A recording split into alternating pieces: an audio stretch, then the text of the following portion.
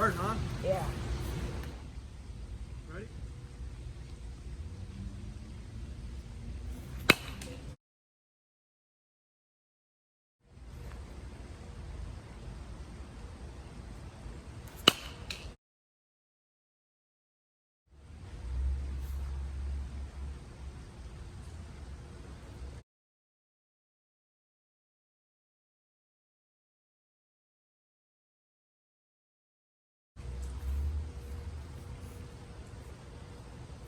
What's up, doing?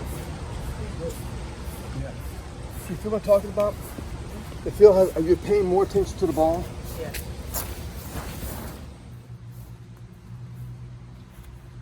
Right, you got it. All right, point at me and say question and answer. Question and answer. Here we go. Ready?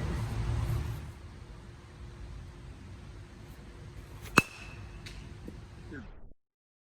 This ball. Right. Oh. Interesting. Say that. Interesting. Yes. Here we go.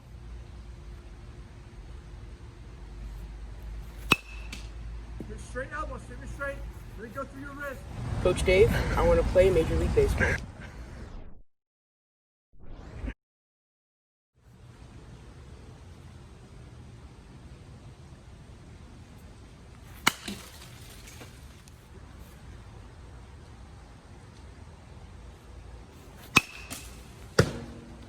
Thank you.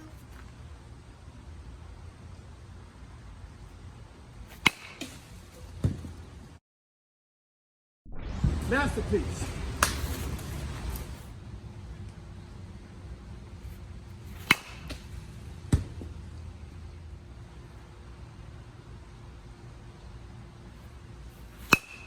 Squeeze it.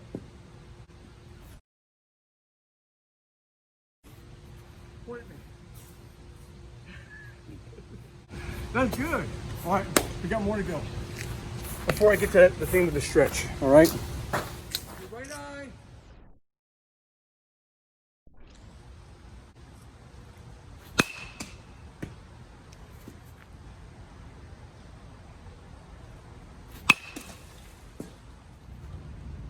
Ready?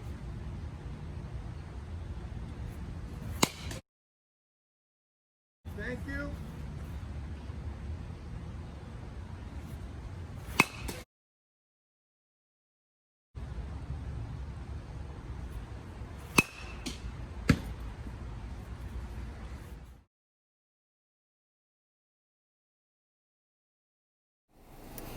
Well, it was a wonderful hitting session we had with Tyler. His father, Al, had invited me out to their house, which is near Yonkers, New York.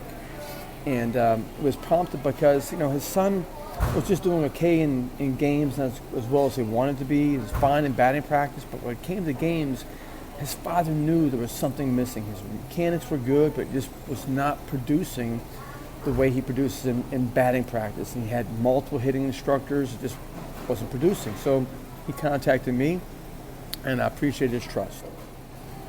When Tyler and I got started, I started through this diagnostic process. So he's two hitters. It's like double the work for me, but he was batting lefty and righty. So I had to go through a litany of questions. I asked him about his how he bats, lefty or righty, what he throws, what hand does he right with. I asked him, do they play other sports?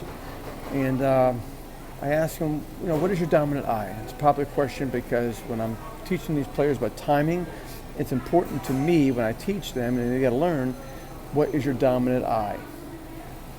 So basically, after we got that accomplished, we got to work on his natural athletic disposition. What is the best hitting model to hit from for him, and what is his natural hitting tempo? What is the best hitting tempo to hit from? Because the hitting tempo is going to determine how well you see the ball early in the flight path. There's a direct link with hitting tempo and vision. So once we got all that out of the way, it was time to work on constructing how the batter is processing the flight path of the ball.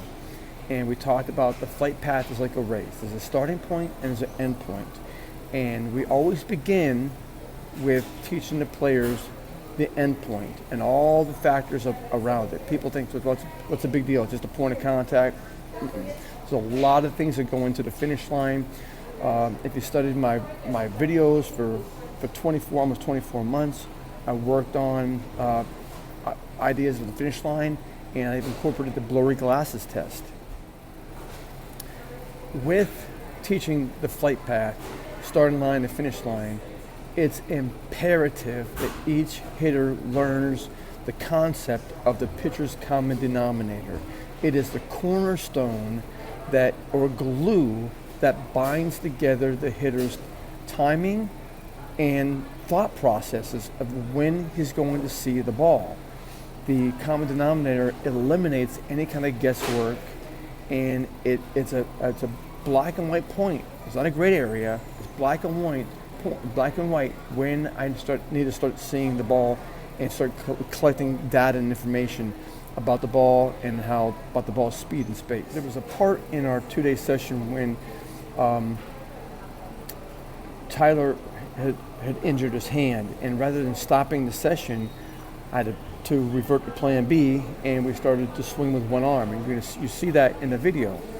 And it has nothing really to do with the swing path. It was more about teaching him how to pay attention to the ball. Although it does help the swing path, and I had to properly and correctly teach him how to swing with one arm.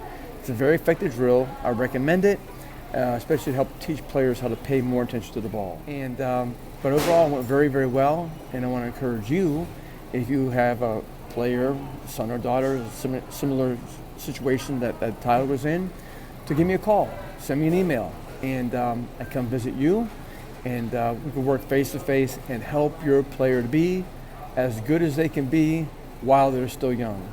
May the graces of Jesus Christ be on your life. Thank you.